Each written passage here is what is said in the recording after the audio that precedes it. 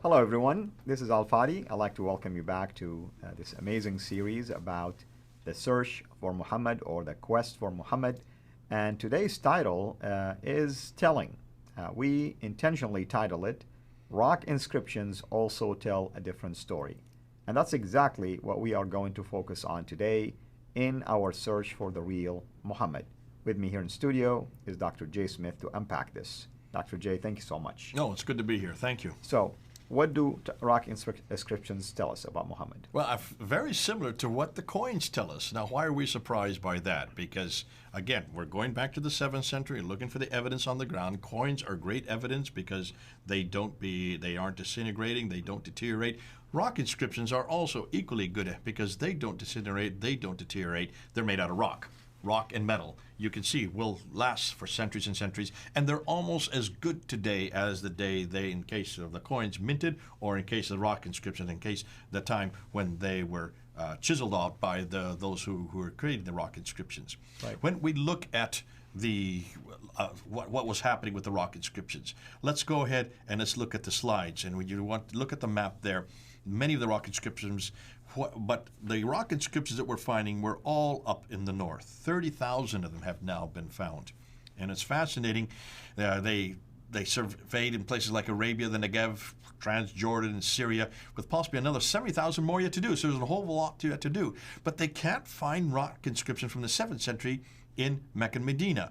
One would expect it to be Mecca and Medina if these were being written at the time Muhammad lived, because that's where the Hajj was, that's where all people would come down to Mecca to do come to the sanctuary, of course, so that's where they would do the 5 stages of the Hajj, but nothing is down that far south.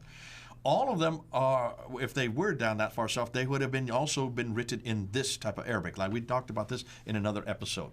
The Sabaic Arabic, which has dots and vowels in it. And yet we know that none of these inscriptions have dots and vowels. There's just 16 consonantal letters. And those 16 consonantal letters all come from up here. Where is the red rectangle, the small one at the top, north? That is today parts of Israel, parts of Syria, and parts of Jordan. In fact, it's fascinating because this Nabatean Aramaic comes from Petra. Petra. Why have we heard about Petra before? Gibson's material, Gibson's research. Yeah. The Qiblas are all facing. So the very same place where all this Arabic that we see in the rock inscription, which is also in the Quran, also is this Nabatean Aramaic, is all from the same place that the Qiblas are all facing. Can you see how this all fits together? Right. And that's why you need to look and see everything that Gibson was talking about from 1979 up until 2004 when he did his research on the Qiblas were all facing not Mecca where they should have been facing if the Quran was correct. I'm sorry, if the traditions were correct. That should have been facing Mecca. None of them are facing Mecca. They're all facing the same area where this Nabatean Aramaic is coming from and where all these rock inscriptions are being formed.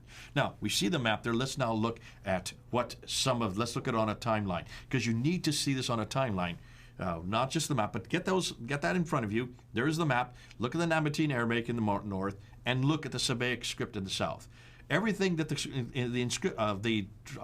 what we know is the not the Arabic, all of the Islamic traditions. So we're talking about Ibn Hisham, we're talking about Al-Waqidi, we're talking about Al-Bukhari, Sahih Muslim, Ibn Dawud, Tirmidhi, and Al-Tabari. These guys that we've been talking about for so long, they're the ones that tell us it all happens in Mecca, Medina. Take a look and see what Ilka Lindstedt, who's probably about the world authority on the rock inscriptions. He looked at 100 rock inscriptions that he dated from 640 to 740. So that's the time period we're looking for. We want to look at this period because 640 is immediately after Muhammad's death, all the way up to 740. That's immediately before the Abbasids come into power. That's right. And I want to bring that in there because that's so important, because that would be the beginning of Islam.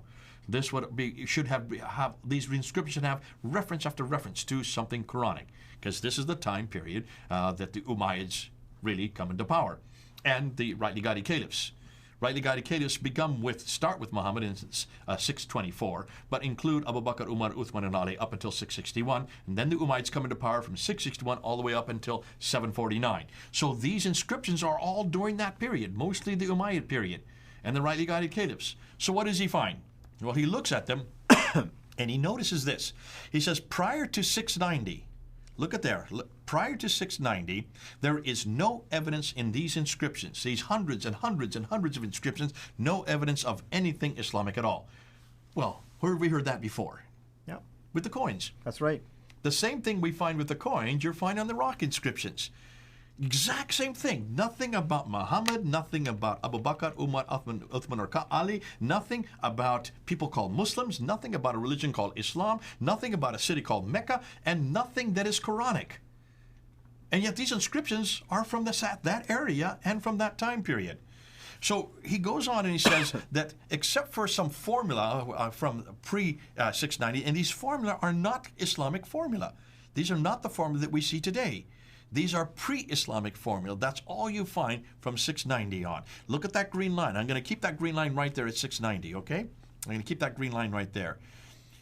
From 690 to 710, this prophet's name is introduced. Well, we know that on the inscriptions. That's also introduced on the Dome of the Rock in 691. That's right. It's also joined on the coins in 692. It's also introduced on the Caliphal Protocols in 691. So the exact same time period we see on the coins and and also on the Dome of the Rock and on the Caliphal Protocols, it's also that prophet, that name. If it is prophet, I'm still on the fence on that one. I don't think that is the Prophet Muhammad. I think it is actually aggrandizing Abdul Malik. I think he's saying himself that he's referring to the Blessed One of God.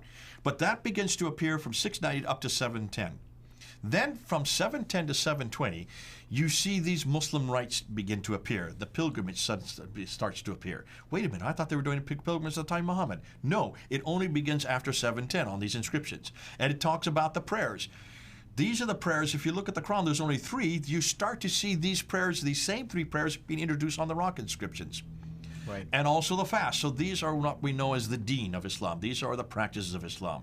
But they only begin to appear in from 710 up until 720, that time period, that 10-year period. And then from 720 to 730, the next 10-year period, he says, take a look in all the rock inscriptions, start introducing this name Muslim and this name Islam. Now you can see who these people are. So they start from this time, from 720 to 730, they start creating themselves as a people. In contradistinction to whom? In contradistinction to the Christians and the Jews. Mm-hmm. Hold on a minute. This is the time period where the Qur'an then begin to form. Now can you see why the Qur'an start to begin to introduce in 736? Because the inscriptions are showing what is happening here. You now have this discussion going on between the Christians and Jews, and it's all starting there in Kufa and in Iraq and Basra and up in Syria in Damascus. The inscriptions follow the same sequence. Islam is referred to a specific group, always in contradiction to those other cousins who are from Abraham, but they're not like us because we are Ishmaelites, we are Mahajun, but now we're known as Muslims. Right. That's the nomenclature. Look at the rock inscriptions and you can see the sequence of Islam is beginning to form. So let's look at conclusion. It was only in the 730s. Remember, Muhammad supposedly died in 632. So almost 100 years later. This is 100 years later that there is evidence of popular devotion to Muhammad as a prophet. Not what we see on the coins earlier with Abdul Malik and also on the Dome of the Rock, which is probably looking at himself, and as a messenger, which makes the Islamic traditions incredibly awkward. Because the Islamic traditions, who don't even begin to appear for another century after this, they don't even begin to appear to 833 and 870. They say that this all began with Muhammad, not according to the inscriptions, not according to the coins. This all happens much, much later. So there is 100-year silence prior to this that indicates that Islam did not exist as a distinct religion until long after the time of Muhammad, which casts doubt on whether he had any part in starting Islam. Interesting. So what do we cover after this? What we're going to do is going to look at a few more, not as important as the coins and the rock inscriptions. Now, we have not really done an awful lot with the rock inscriptions or the coins. We've just quickly skirted them because we need to get them under time. What I'd like to do now is look at some other problems that exist. And then after that, we're going to look at some of the claims that Muslims make concerning what they say are proofs of Muhammad. We're going to debunk every one of them. Wonderful. Well, thank you for doing that, brother. And of course, we can't wait until next time. And thank you, everyone, for watching us. And hopefully, you are considering, of course, to share these videos on your own channels, with your own friends, on your own pages, or any other means, because we want the knowledge to be spread. You can, of course, recommend people to come to Founder Films, come to S.I.N International. That's where you will find these videos housed.